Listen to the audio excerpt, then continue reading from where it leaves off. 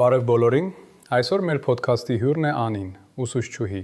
ով իր աշխատանքում արդեն տեսնում է, թե ինչպես կարող են նոր տեխնոլոգիաները օգնել աշակերտներին։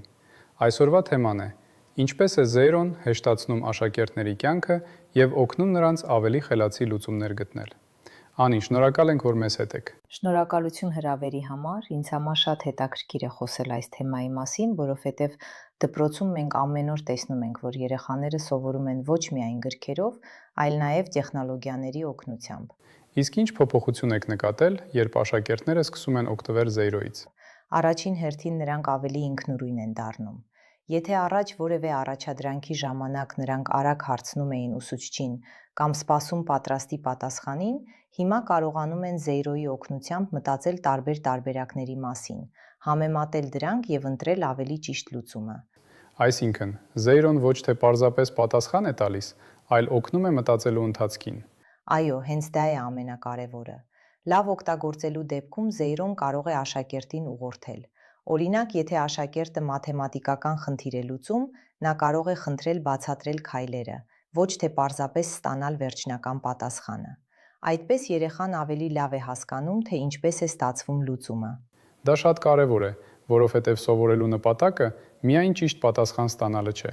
Ճիշտ եք, սովորելու նպատակը մտածել սովորելն է։ Զեյրոն կարող է օգնել նաև գրավոր աշխատանքների ժամանակ։ Օրինակ, աշակերտը կարող է իր միտքը ձևակերպել, հետո խնդրել, որ այն ավելի պարզ կամ գրագետ դարձնի։ Այդպիսով նա տեսնում է, թե ինչպես կարելի է նույն միտքը ավելի ճիշտ ներկայացնել։ Իսկ աշակերտների համար դա ժամանակ խնայում է։ Այո, շատ։ Երբ երեխան դժվարանում է սկսել շարադրությունը կամ նախագիծը, զեյրոն կարող է առաջարկել կառուցվածք, գաղափարներ կամ հարցեր, որոնց շուրջ կարելի է մտածել։ Դա օգնում է հաղթահարել այն պահը, երբ աշակերտը չգիտի, որտեղից սկսել։ Բայց արդյոք վտանգ չկա, որ աշակերտները պարզապես կարտագրեն AI-ի պատասխանները։ Իհարկե, այդ վտանգը կա։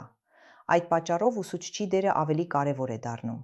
Մենք պետք է երեխաներին սովորեցնենք, որ զեյրոն գործիք է, ոչ թե փոխարինող։ Այն պետք է օգտագործել հասկանալու, ստուգելու և զարգանալու համար, ոչ թե առանց մտածելու, պատճենելու։ Այսինքն, ճիշտ մոտեցման դեպքում AI-ը կարող է կրթության լավ օգնական լինել։ Անպայման։ Ես նկատել եմ, որ որոշ աշակերտներ ավելի վստահ են դառնում, երբ նրանք ունենում են հնարավորություն հարց տալու, բացատրություն ստանալու և նորից փորձելու, սովորելու գործընթացը դառնում է ավելի հանգիստ ու հետաքրքիր։ Իսկ ինչ կասեիք ծնողներին, ովքեր դեռ կասկածով են վերաբերվում նման գործիքներին։ Ես կասեի, որ կարևոր է ոչ թե արգելել տեխնոլոգիան, այլ սովորեցնել ճիշտ օգտագործել։